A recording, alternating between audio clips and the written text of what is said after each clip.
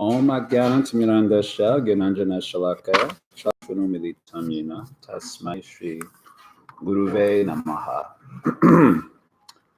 So we're at the very end of chapter 6. Just the last two verses, verse 45, verse 46 and 47. And then we'll take the first passage of chapter 7. So Krishna just described the yoga system, the process of yoga, the goal of yoga, which is samadhi. Yoga is chittavritti nirodha. The word chittavritti nirodha means samadhi, to stop the mind, all the mind fluctuations, feelings, emotions, any thought of the intellect, sense of identity should all be shut down. That is called as chittavritti nirodha. And that is another way of saying pragnata samadhi. These terms were used. And the difference between them is one has an object external to the self as the object of meditation. That is called sampragnata samadhi. Another one has one's own atman as the object of meditation. Not exactly an object, but where one is just experiencing the self without any object external to it. So these is a very relevant question for ourselves in this present age. His doubt was that the mind's nature is too fickle and cannot be subdued by persons who are not very persons like us, not very practiced and mind and sensual control, that live in cities and not in solitude, as is prescribed for the yoga system. So he expressed a lot of doubt. I think it would be easier to control the wind, he said, than to control the mind and the system. And Krishna agreed, but said that it is possible by practice and detachment. So then Arjuna asked a follow-up question. And the follow-up question was that, well, what if I'm not successful? I start the process of yoga with faith, but due to the mind's nature, I get deviated from my yoga practice, my life of yoga. On the one hand, I left the material thing for this. On the other hand, I was not successful in this. So what is my position? It's one thing if I leave the material for the spiritual and I become spiritually successful. I experience like rapture, and it's like, okay, all good. It was a great, what do you call it? What's like a good business term that could be used here? A good exchange. You know some business term? Transaction. Yeah, good transaction. A win. Yeah, it was a win. But if I leave the material and I'm not successful spiritually, then what is my position? So then Krishna gave some encouraging words about how he who surrenders his life to yoga, even if he's unsuccessful, he will not be unsuccessful. Nahi kayana kashchit durgatam tata gachati. Krishna says that anyone who does the auspicious work of yoga shall never be unsuccessful. And then he goes on to really advocate for the success, even if after a short practice, you get to go to the heavenly aristocrats or the family of Brahmins who are situated in spiritual principles. So you get so much opportunity. If you were practicing for a long time and you were unsuccessful, you can take birth in the family of sages and yogis and devotees. So both types of birth are very rare. So this is the first success he mentions. And then he says you could say in one sense a greater success is that the samskaras that you get from your practice of yoga become very strong. So in the next birth, they get activated and you find yourself, he used the word avasha, which means helplessly. You find yourself helplessly attracted to the principles of yoga, the same principles that informed you in your life as a yogi. And you continue to take up your practice again, but this time with greater endeavor, having intuited that, okay, I must have not been so serious, therefore here is my situation. Now let me strive with even stronger determination. And after many lives, you will achieve success in yoga. So then at the end of the chapter, this is 46 and 47, Krishna says, this is his concluding statements about this. Tapasvi bhyo adiko yogi, gyani bhyo api mato adikaha, parmi bhyash adiko yogi, tamasa yogi pavartana. So a yogi is greater than the ascetic, greater than the empiricist, and greater than the fruitive worker. Therefore, O Arjuna, in all circumstances, we think of enjoy like an enjoyer. We think of like these fellows in East Village who are just like drinking and doing drugs. And but in Vedic culture, if in order to enjoy, everyone had the concept that you have to perform austerities to really of enjoyment. They try to enjoy. It has a lot of negative reactions. Like they enjoy some drug, a quick. They get like they want the immediate gratification. That has also heavy consequences. But in Vedic culture, if you want to enjoy it nicely, then you have to do some austerity, and then you get this enjoyment without so much baggage. So you would practice. The example is given Trijnana vrata. These different types of vratas in Vedic culture for enjoying very nicely, and it also involved a lot of austerity. Was performing a very severe austerity to get that. So like this, to enjoy, people had the concept of austerity. Of course, even now they do austerities. Just like it was amazing to me. You know, I thought I was deeply spiritual when I first joined the monastery. I'm rising at 4 o'clock in 15, 16 in New York. So many fellows I meet now, they're working 15, 16 hours easily. One friend, a acquaintance, like straight up slavery. And he's like, well, what do you do? You know, because I was laughing. I said, I enjoy life. And then I kind of shared my background. So that is also an awesome. So this tapasvi means that person. Then there's a Gyani. He's a renunciate, sannyasin, a monk who's involved in study. And there's a karmi. He's also trying to enjoy the material world. So Krishna says here that the yogi is better to the Bhagavad-Gita. Yogi nama pisarvesha magate nataratmana. Shadavam bhajate yomam same yuktatama. So of all types of yogis that are there, magate nataratmana, the one whose mind is always on Krishna, one whose mind is always in me, Krishna is saying. Shadavam bhajate yomam, faith. Same yuktatama. In the previous, Krishna is saying the yogi is better than all these fellows. And then this yogi type of person, there are two types. Those who are sampragnat, that's not to like make fun of or say like, what is this? Like now we make fun of the yogis in the city because that is fair also. But these yogis that we're hearing about in the sacred text, they're like very profound levels of awareness. But Krishna is saying the person whose mind is absorbed in him and who worships him with faith, he considers him even better than those perfected yogis. Same yuktatama mataha. The word yuktatama means, the word yukta has the same meaning as the word yoga. It means like communion with God or communion with the divinity, with the absolute reality. So there's yukta and there's yukta tara and there's yukta tama. So yukta means communion. Yukta tara means like more communion, and yukta tama means like most communion. You understand? So this yogi whose mind is absorbed in me and who worships me with faith, he is yukta tama. So our acharyas mentioned those people who then they are called as yukta. They're kind of linked to the reality because they follow the sacred texts. So there is some communion with truth because their actions are not just mental speculation. They're following something that is authorized. And the yogi whose Krishna is exalted in the previous verse, he is yukta tara. He's more connected. Therefore, Krishna is saying, be a yogi. But of all the yogis, you should become this type of yogi. He is yukta tama. He is most linked to the reality. And this particular verse becomes like the seed verse for the next 6 chapters of the Bhagavad-Gita. So up until this point in the first 6 chapters, we've been hearing from Krishna, but Krishna as kind of like the teacher of yoga. And the main thrust of the first 6 chapters has been karma yoga. In the first chapter, we kind of implicitly learn about the problem that affects all souls in this world. That main problem is ignorance. We discover in the first chapter that ignorance is actually the enemy. Although we say the enemy is on the other side of the battlefield, but actually the real enemy is ignorance and false ego. So that is implicitly taught in the first chapter. So that is important to understand because the knowledge of Gita is meant to address that problem, that real problem, that root problem. So in chapters 2, 3, and 4, we kind of hear about karma yoga.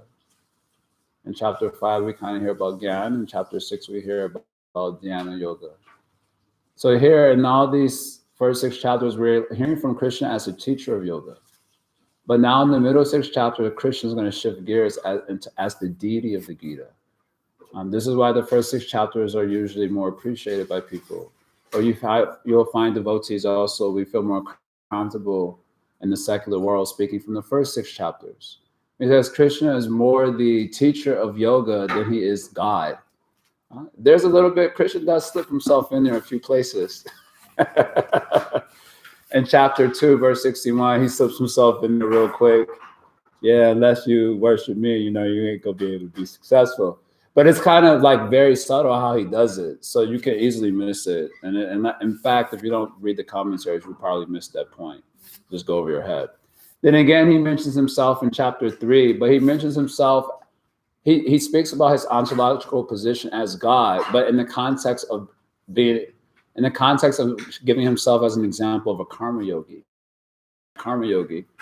So you may easily misunderstand that. Then in chapter 4, Arjuna is asking a question, how did you teach us to the sun god?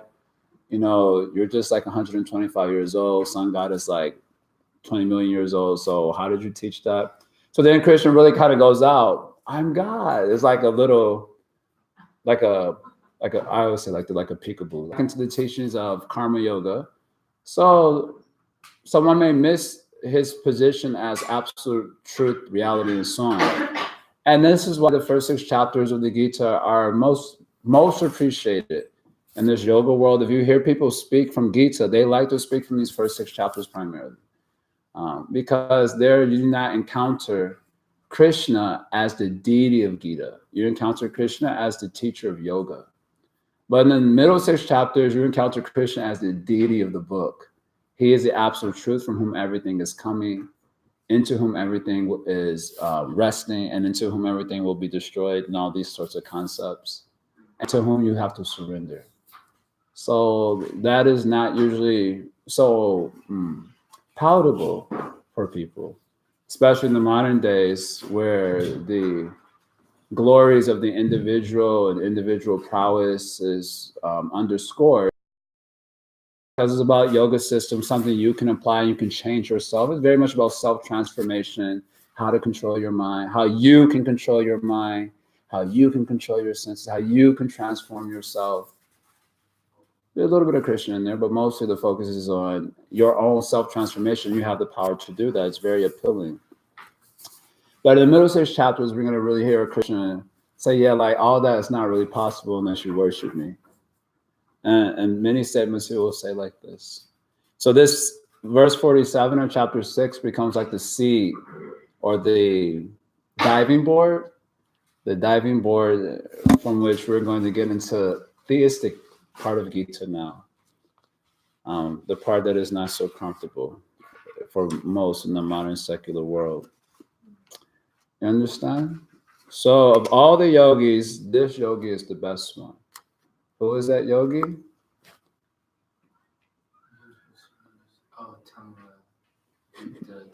He is Yukta Tama. That means he is most linked to the reality.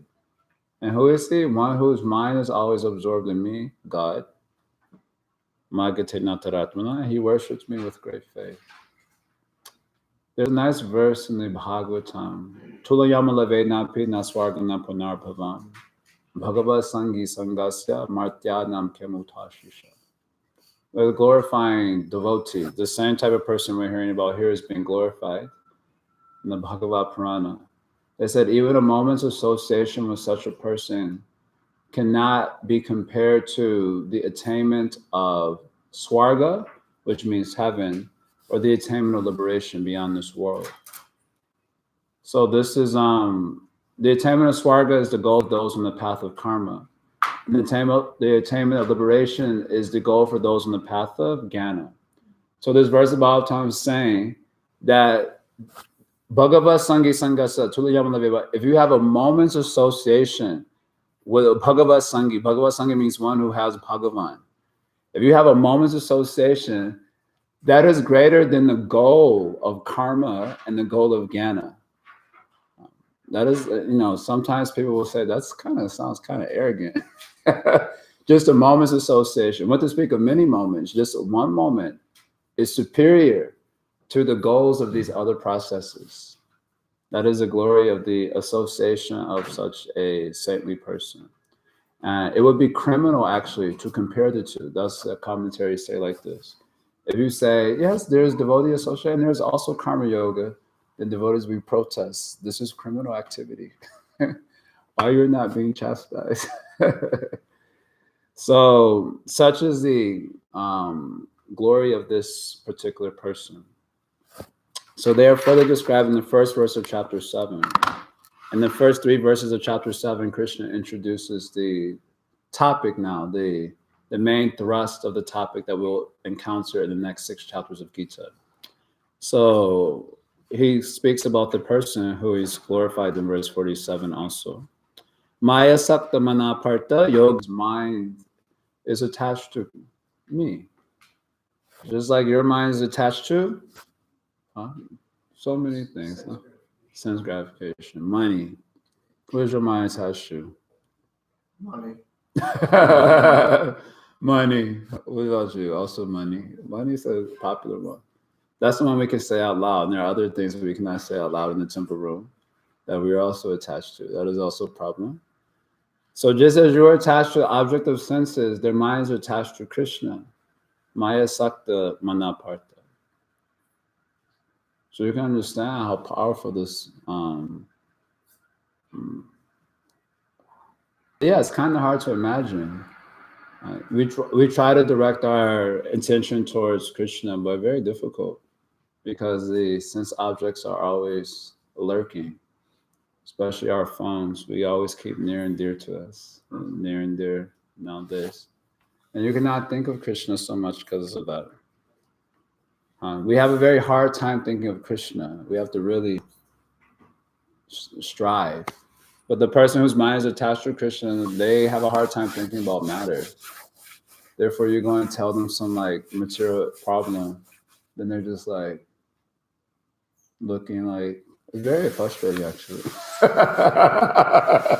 You have some material problem, you're in false egos, you're taking it very seriously, and you bring it to this person. It's like, And similarly, when they come to us about Krishna, we're like, very interesting. Because we are attached to this thing, it makes it, and our whole world is centered around that attachment.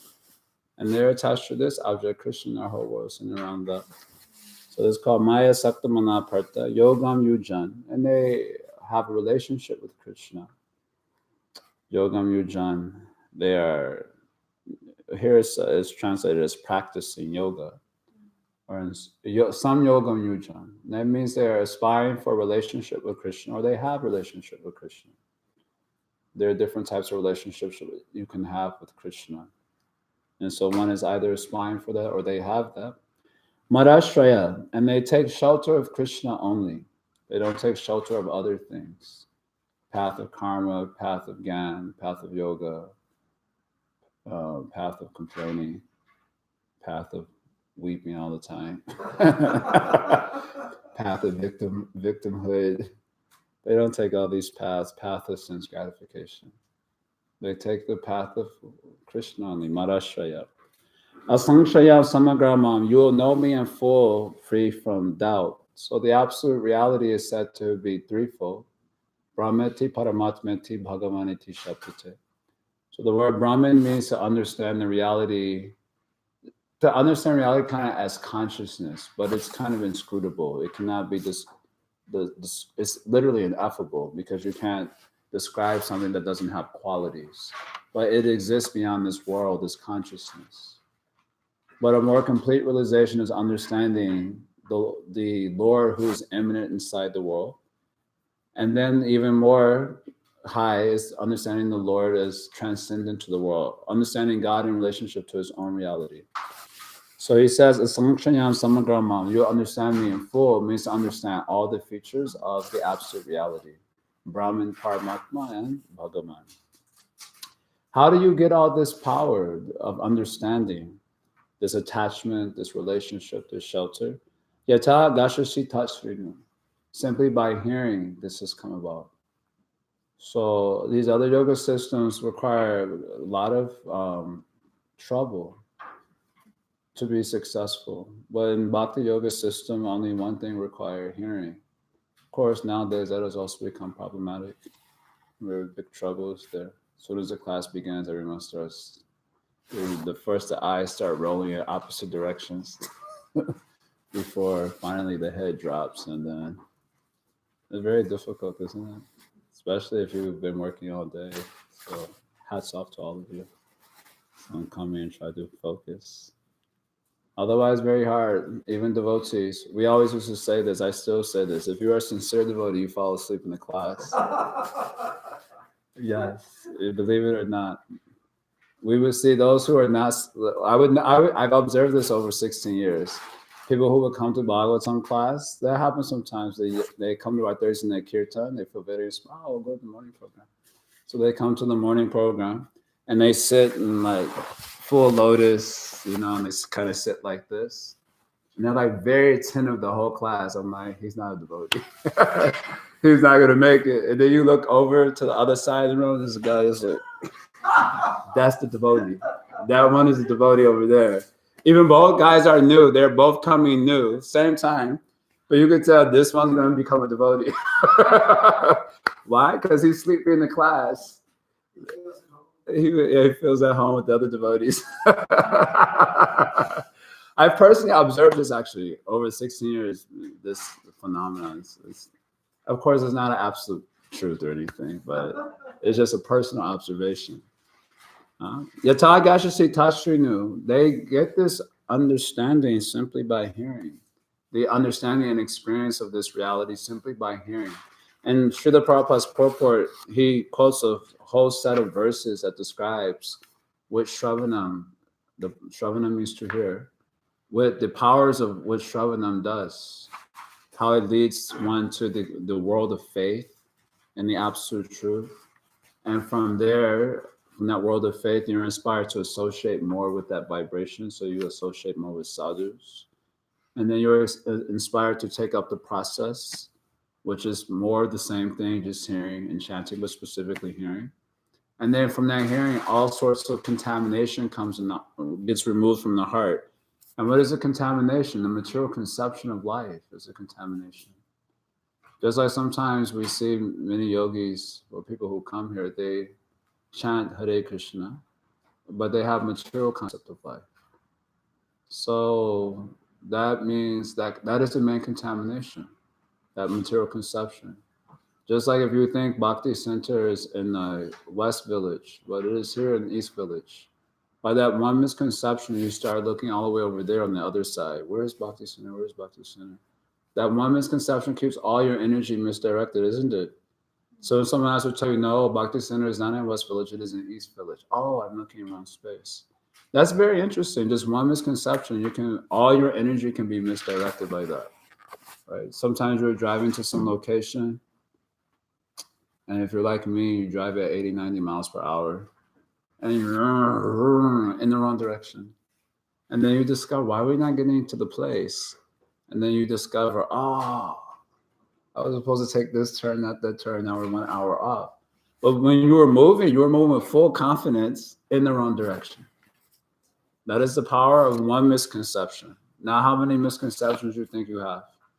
And ignorance and the false ego. So many misconceptions. So that means our energy is not only misdirected, but it's also splayed and impotent. That's why we're not usually so effective in accomplishing anything in our life. Very unsatisfied fellows. That's what's the power of misconception. So how do you remove that misconception? You have to remove it by Shravana. That is the only way. So here is so many powers of Shravana are given. We'll not go through the details of that. You can read the commentary. But here Krishna is saying that all these gifts of bhakti, the absorption, the faith, the worship, the being classified as yukta tama, the most linked to the reality, this is all made possible by hearing, Shravana. I saw a nice quote the other day that one ideal or conception regularly nourished, spreads like a contagious disease. This is another reason why in religious cultures they don't allow anyone and everyone to speak. And I know that's a little uncomfortable in our Western liberal sort of world. But in religious culture, Prabhupada, this is a source of frustration for Srila Prabhupada also. If you read his Ishopanishad book particularly, where he's like really heavy on all these, what he calls his nonsense yogis and rascal, you know, this is before the age of YouTube influencers and all these things. And Prabhupada was very strong about this. He says in one purport, he explains all these fellows are misleading people with all these ideas that they're concocting. And he says, because there are no religious police, these fellows get away with it. And that sentence used to crack me up so much. I'm like, so you're suggesting that there should be like religious police who like, check out who's speculating and then like arrest them. Could you imagine being arrested for speculating? Man, that definitely that would help with the Prajapa issue for sure. What was that? You think twice before talking. Probably all Prajapa will be finished. You write some song about love, which is also mental speculation. You get arrested. What was your crime? I wrote a song about love. Arrested. Because that is a mental speculation. So, yeah, this is why. Because that one vibration can misdirect all of humanity in a very dangerous direction. So we take it as harmless, but it is actually a very harmful thing. Just like this, another gross example, they've linked this hip hop music today, mumble rap. You don't even know what they're saying. It just got some heavy bass and boom, boom. It's speaking all nonsense, and usually it's about violence and sexual promiscuity and so on. And then they're glorifying gang banging and shooting up the enemy and all that. And then you see in those communities, that's exactly what's going on. And they're talking about racism. I'm like, racism? What about this hip hop? Why are you not attacking this hip hop? This hip hop is spreading this vibration, and that's giving a concept. And that concept is misdirecting a whole community of people into these sort of tamasic activities. And no one says anything about it. They write all these movies of love songs and all these things. That is also a crime, actually. The artists who are themselves writing the music, they themselves are having one relationship after another. And then they're writing a song that I will love you unconditionally. For that hypocrisy, you should be arrested. But because there is no religious police, this nonsense is allowed to go on. Of course, I'm not suggesting that's my exact mentality. It's a little bit my mentality, but so hearing, my point is to say hearing is very powerful either way. So Krishna also enlightens by Shravanam process, right? Bhagavad-Gita. The word Gita means song. So he is also giving enlightenment through sound vibration. The same sound can uplift and it can degrade. So one is advised to be careful what they hear. And nowadays, especially the podcast culture is so popular now. So now you can hear all sorts of nonsense while on the go, or you can hear nice things also while on the go. So what you will choose. You think that, oh, I'll hear this one thing. Oh, he has so many nice ideas. I felt motivated. Motivational speaker, I feel motivated. I feel very good. That is okay, but did he speak scripture? He spoke what Krishna is saying. Oh no, he gave his own ideas. Then he should be arrested. The next verse, Krishna says, Gyanam te ham savi gyanam idam vakshami asheshataha.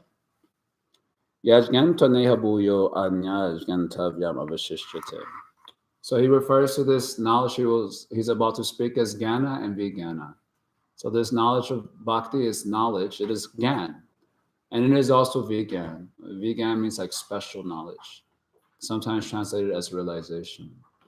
So by this, when I'm about to speak to you, you'll get Jnana and you'll get Vijnan. So you'll get knowledge and you'll get special knowledge. So sometimes they say this Jnana is like the theoretical knowledge, and the Vijnana is the practical knowledge, the knowledge that is to be practiced.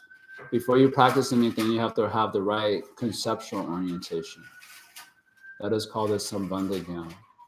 Then after you have the right conceptual orientation, then you begin practice. Of course, these two are always going on concurrently, but the idea is like that.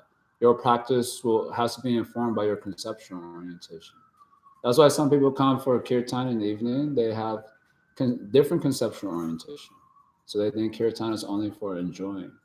That is okay also. There is no fault per se, but it's a different type of kirtan than the kirtan that is informed by those who know who is Krishna, what is kirtan, what is bhakti, and all that. So this is Jnana Vijnana. Yes, and sometimes the word Jnana is also means knowledge of God's prowess. And the word Vijnana refers to knowledge of God's sweetness. This is also given by our commentators. So idam vakshami asheshataha, I will speak to you all this. Knowing this, there is nothing else that you need to know. So that's a very strong statement. Here, Prabhupada, if you see the first sentence, he says complete knowledge includes knowledge of the phenomenal world, the spirit behind it, and the source of both of them. So it means by knowing this, you know everything, means that you know all the categories that exist. So there's the Maya category, that is one category. There's the spirit category, or the jiva, the soul, and there's the source of both of them. So these are the three major categories. And then within each category, there's so much nuances of the knowledge therein. But if you know the basis of it, then you know the root understanding, then you know the whole thing that falls within that category of knowledge. So one time someone asked you, the Prabhupada, does the guru know everything? And Prabhupada somehow said yes this time. Yes. And the man said, how many windows in the Empire State Building? And Prabhupada said, how many drops of water in the mirage? Because the Empire State Building is part of one category called this Maya Tattva. And the Maya is not ultimately true or ultimately abiding. So he said, how many drops of water in the mirage? He immediately gave that answer like that. So if you know all the categories, all the things that truly exist, then you know everything that is to be known. So he said, I will speak this thing to you. Yes. Sometimes in religious discussion, this is a very important verse, and Krishna affirms this in other places too. Contrast with Jesus saying, there are many things I have to tell you which you cannot bear to hear. Or Muhammad saying, I received more than one Quran, but I can't speak the others because it would crack their throats. So there's a disclaimer in these other revealed scriptures saying, you're not getting the whole package, you're not ready. And here Krishna is saying, because you're not envious, you're my friend. I'm telling you everything. There's nothing beyond this. I'm telling you all. Yes, Krishna is very bold. Whatever I'm telling you is the best, and there's nothing better than this. Nothing left to know. The last verse I'll cover here is the next one. These three verses, Krishna is just introducing the subject matter. Manusha nam surhasheshu kashyat yatati siddhaye. So out of many thousands among men, some will endeavor for siddhi. So siddhi means spiritual perfection. So there are so many millions of New Yorkers here, millions of people in New York. Kashyat yatati siddhaye. So some. Who are the some? Not maybe even everyone in here is part of the some. Only a few are part of the some. Most people are not serious about siddhi. They're serious about material enjoyment. So siddhi means spiritual perfection. So out of many thousands among men, some endeavor for siddhi. So there are very rare people that are interested in spiritual life. And yet the tamapi siddhanam, and out of the men who endeavor for siddhi and actually achieve siddhi, hardly anyone is knowing me in truth. Kashyam maviti tattva, some are knowing me in truth. So the knowers of Krishna, this Krishna tattva, are very rare. You may find persons who know about consciousness, and astral realm, astral projection. Many people think this is spiritual. kind of like some sort of quasi New Agey thing. You find many people like that. They're also not considered in this verse. But there are people who have proper knowledge and they are and practice it according to that knowledge. There are very few in number. And then out of those who may actually achieve some perfection, there are a rare number who actually know Krishna. So Krishna is presenting himself again already in the very outset of this book. This thrust of the middle 6 chapters, he's presenting himself as deity now. He's really shifted the tone of his voice here. Hardly anyone knows me in truth. Well, who are you? Yes, I will now tell you. Thank you for asking. And then he will go into great detail now about his power and how by understanding that and surrendering to him, you can go beyond this world of Maya, otherwise not. So we'll take up the rest of that on Wednesday. Are there any final comments? I didn't do a questionnaire today like I normally do. I didn't really have time for that. But if some question is there, it can be asked. Otherwise, I always take 1 or 2 reflections. Someone wants to give reflection though. I can call on you also. Travis.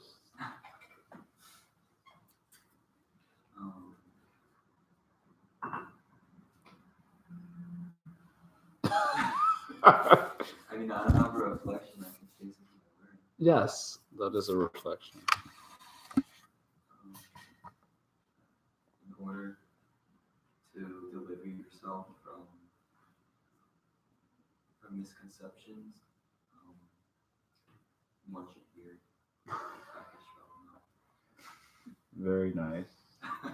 That's a good point to catch. You should hear from whom though? Yes. Hear from Krishna. Yes. I was thinking that within that hearing, there is so many ways of hearing. It's like when you read, you're also hearing. But I find like this kind of hearing especially impactful because you kind of have very little to hide. Like I could be hearing a class and doing something else or thinking of something else. Yes, that's what usually happens also. Just like I give Bob some class in the morning online. And many times it has happened where someone forgets to mute their computer and they start having like a full-blown conversation like with someone else in the room, you know, not realizing that they didn't mute the computer. So I have to stop when I'm speaking, stop the class and like, Haribo, like, hello, the class is going, oh, I'm sorry. Then they mute the computer. And one assumes maybe they continue with the conversation or so on. Or sometimes, you know, yeah, you hear the phone is on and then all of a sudden you hear the dishes or you hear the toilet flush or something like this. Such nonsense is going on. Therefore, a traditional system, you have to go to the guru, first of all. That already shows sincerity. Not that the guru is chasing after you. So, of course, we do the digital thing because of the way the world situation is now. But already the system is you have to go to the guru. Now you have to run around. And then you also sit in front of the guru. Nowadays, culture is sit way in the back, sit on the chair way in the back so you can get that back support, just in case you need to, you know, take a couple minutes, get that back support and then the head support. Sitting way in the back, that is also not a very good culture. Sitting so far from the teacher. You're supposed to sit Upanishad. It's also called Gita Upanishad. Upanishad means to sit near the teacher who is teaching. And you're supposed to keep your eyes on the teacher, not on the floor or looking at the ad, looking at the design of the wood. Oh, this is kind of nice design going on. We'll encounter this very soon. We're in the 5th chapter of the Bhagavad-Purana. We'll see at the end of the 5th chapter, when Prahlad Maharaj is about to instruct his schoolmates, they said that they all got around him, and with their hearts and their eyes fixed on him, they begin to hear. So we lose a lot of this sort of subtlety that happens. Also, here it requires faith in the teacher. It requires questions. You know, it requires having doubts. Many times it can happen that we're just looking. So somehow this fellow is after us, so I can't fall asleep. He's on. I won't fall asleep, but inside nothing is happening. Just space is there. And So inquiry has to be there also. It's also part of relationship. It's part of hearing. Service also is part of hearing. Remember a little earlier in your covering the 6th chapter, you were talking about how Krishna explains to dispel Arjuna's doubt about the unsuccessful yogi. There is no unsuccessful practice of this yoga, but various different degrees of success. So lesser, more, even more than that, and most. Like that. Yes. So that's very encouraging point. This, a lot of times, I'm chanting and my mind is all over the place, and my attention is. I might even feel like I wish this was over, whatever. So to know that just by trying and regretting and pushing on, you're making some progress, you're succeeding. No. Very encouraging. Because the goal is so high. No, so we also encourage you come and associate with devotees. You come and sit and sleep also, no problem. Something will get in. Just like sometimes you're sleeping and someone is snoring and their snores coming in your dream. Have you had this experience ever? It's like every character in your dream is like they're talking to you, but it sounds like a snoring sound. And you're like, and you can't escape it. It's like, and then you wake up, and then you realize, it's that fellow is snoring. So somehow the vibration was coming in the dream. So you come and sit and sleep also, no problem. Then you'll sleep and inside something is coming, and that purification can happen. That is the hope. But yes, if we really want to make our hearing successful, then ideally you have to build relationship with a teacher. That's one thing that makes this culture of so many speakers. It makes it very hard in our modern family. Many speakers come, so you don't have so much connect. You may have a generic faith. Okay, they're a devotee. They're very nice. But you don't have any specific faith in them. That compromises hearing. So then you sit in the back. I don't know who this fellow is. So let me see. Let me test him out. See if he's smart or not. Like that. So faith is required in relationship. Ideally, you hear from the guru so he can chastise also. That is also part of the hearing process, being reformed. So he will ask, you understand? And you will say yes. And then he will say repeat. And you will go, and then you will be chastised. And that way, I have to hear a little better. The guru is coming after me. All these things are part of the nice culture. When the smaller culture is there, these nice things come out. Anyway, at least you've caught the point, though, that hearing is very important. So you notice, when it comes to other things in our spiritual regimens and temple practice, I'm very loose. Like I don't put so much pressure on all the guys here, like not coming to Mangalarti so much, or Japa is weak or whatever. I just only ask one question: are you hearing? Only question I ask, because that will save you at the end of the day. Okay. Any final thing here before we go? Otherwise, we're finished here for tonight. Say I didn't get you today.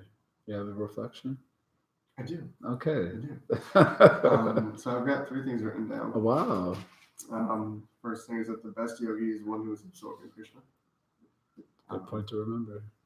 Second thing is that hearing the right messages is important. And third is that practice is informed by theoretical knowledge. Yes. Very nice. Okay, thank you all very much. Haryam Tat Sat. Srila Prabhupada Ki Jai. Hari, Hari.